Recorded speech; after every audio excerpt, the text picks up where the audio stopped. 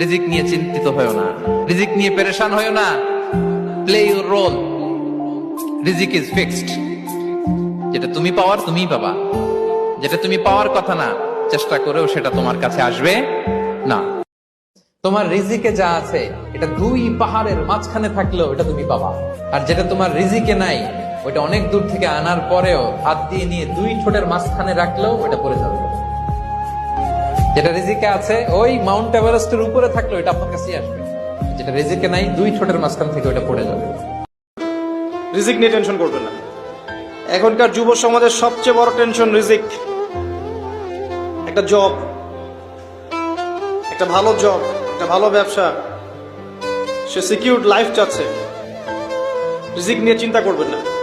আপনার কাছে যে রিজিক আছে এটা আপনার কাছে আসবেই ইনশাআল্লাহ। হয়তো সময় লাগছে কিন্তু আপনার কাছে আসবে ইনশাআল্লাহ তাআলা।